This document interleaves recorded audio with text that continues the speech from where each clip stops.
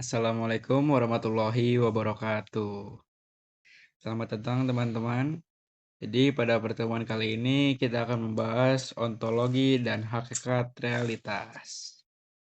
Sebelumnya, perkenalkan nama saya Yasin Bahtira Winistito dengan NIM 240701600081. Dan juga ada sebuah pepatah kuno dari Yasin Bahtira Winistito yaitu urip mung sedelo aja di sia-siakno.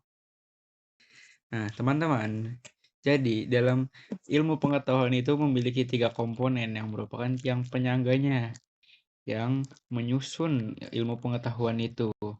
Nah, apa sih 3 komponen itu? 3 komponen itu terdiri dari ontologi, epistemologi, dan aksiologi. Nah, ontologi ini menjelaskan mengenai pertanyaan apa. Jadi, apa itu benda, apa itu hidup, dan apa itu realitas. Lalu epistemologi itu untuk menjelaskan pertanyaan bagaimana. Jadi bagaimana benda itu bisa terjadi, bagaimana realitas itu bisa disebut sebagai realitas. Dan aksiologi yaitu menjelaskan pertanyaan untuk apa. Jadi pertanyaan lebih ke arah fungsi. Jadi fungsi realitas itu apa, fungsi benda itu apa. Kurang lebihnya begitu. Nah, kita langsung masuk ke dalam materi kita yang pertama, yaitu ontologi dalam ilmu sosial dan psikologi.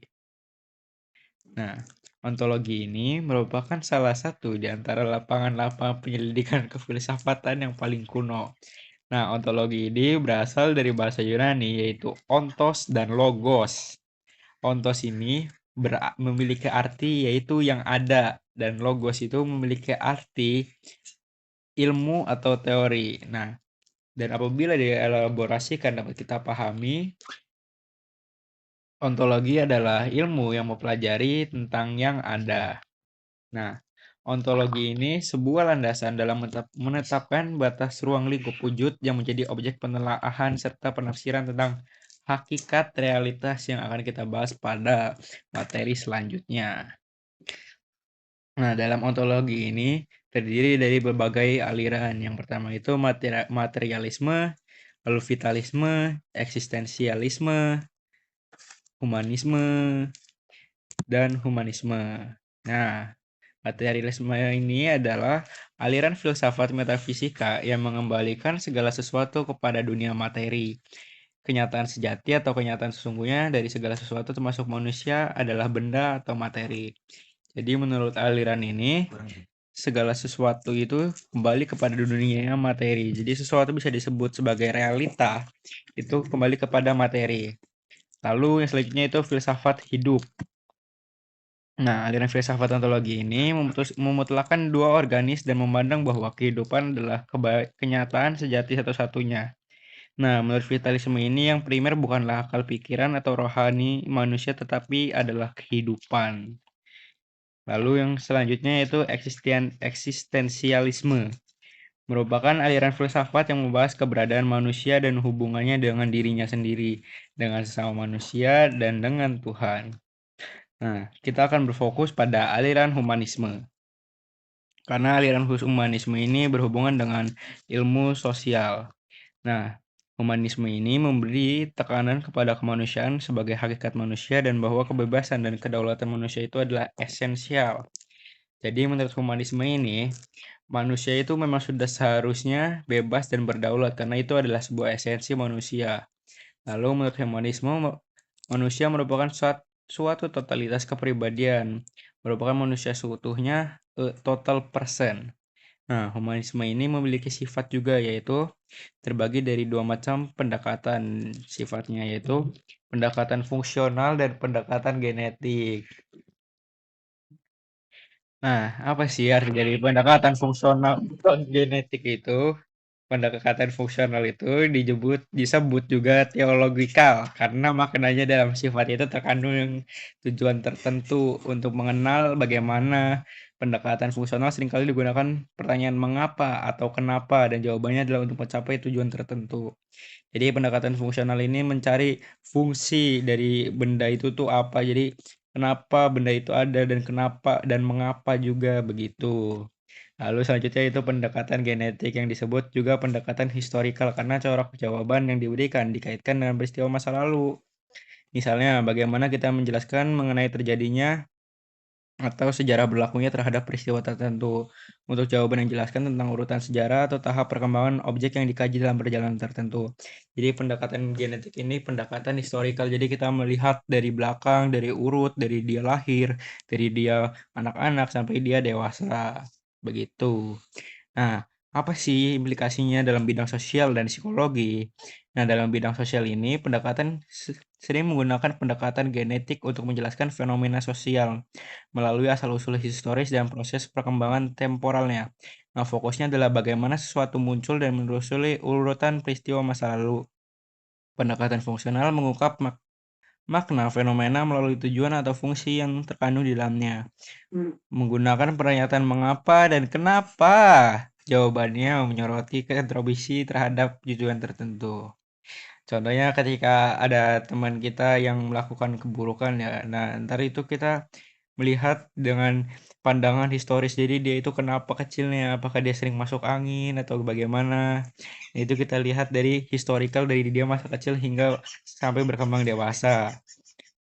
Lalu dalam bidang psikologi, nah menggunakan pendekatan genetik yang sering dominan untuk mengkaji perilaku manusia dengan meneliti masa kecil. Nah ini nih mirip-mirip dengan teorinya teori iceberg, yaitu pendekatan fungsional melengkapi menganalisis tujuan perilaku tersebut. Misalnya bagaimana trauma masa kecil membentuk pola respon dewasa demi adaptasi sosial. Lalu selanjutnya yaitu hakikat realitas menurut sains modern. Nah, hakikat realitas ini adalah topik utama dari ontologi, yaitu cabang filsafat yang membahas esensi, keberadaan, dan apa yang dianggap nyata.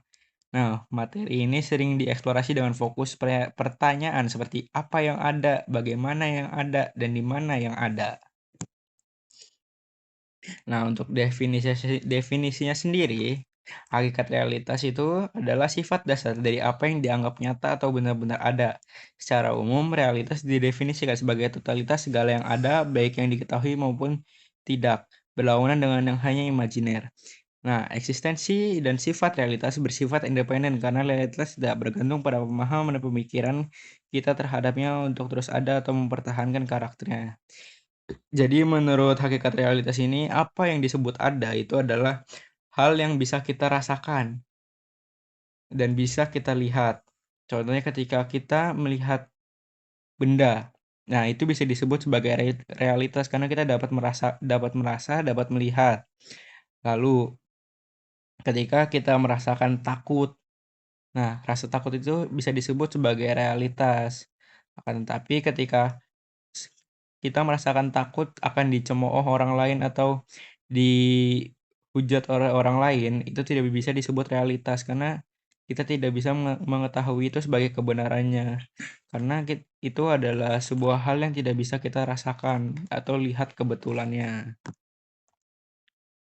Nah, hakikat realitas ini dibagi menjadi tiga, yaitu fisik, kosmos, manusia, antropos, dan Tuhan, teos.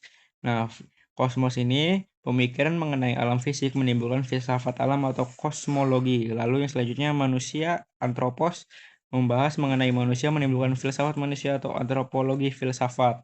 Lalu yang selanjutnya yaitu Tuhan, teos, yaitu mengenal Tuhan menimbulkan filsafat ketuhanan atau teologi. Nah, karakteristik realitas ini bersifat plural, banyak bentuk, subjektif, beragam persepsi, dan dinamis, berubah seiring waktu. Nah, universal di ranah relasi manusia tidak kaku seperti hukum fisika. Contohnya, konsep kebahagiaan berbeda antar budaya meski semua manusia merasakannya. Jadi, yang sifat realitas itu bisa dalam banyak bentuk dan bisa subjektif dan selalu dinamis. Lalu hakikat realitas menurut sains modern. Realitas adalah sifat dan eksistensi independen dari segala sesuatu yang dapat diketahui, baik itu dapat diketahui melalui penalaran logis, pengamatan empiris, atau bentuk pengalaman lainnya. Nah, realitas fisik dan objektivitas. Realitas fisik adalah materi dan energi yang dapat diamati secara universal. Objektivitas dicapai melalui pengulangan eksperimen. Lalu metode empiris sebagai dasar hakikat realitas. Sains menggunakan observasi, hipotesis, eksperimen, dan realitas itu hanya valid jika terbukti empiris. Jadi, hakikat realitas menurut sains modern adalah hal yang bisa diuji secara valid dan terbukti secara empiris. Apabila hal itu tidak valid dan tidak bisa dibuktikan secara empiris, maka hal itu tidak bisa disebut sebagai realitas. Lalu tantangan ontologi sains modern. Nah, sering terjadi hakikat realitas menyebut sesuatu itu ada secara pasti. Akan tetapi dalam sains modern itu belum tentu. Contohnya ketika dalam teknologi WA ya, kita melihat realitas bahwa chat kita itu belum dibaca karena kita melihat dari indikator centang birunya tidak menyala. Akan tetapi realitas yang sebenarnya bahwa chat kita itu udah dibaca akan tetapi centang birunya dimatiin. Jadi terdapat perbedaan antara hakikat realitas yang sebenarnya dan hakikat realitas modern.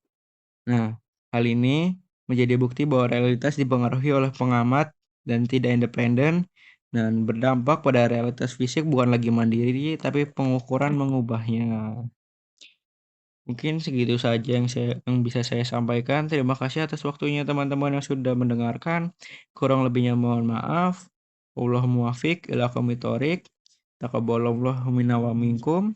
Assalamualaikum warahmatullahi wabarakatuh.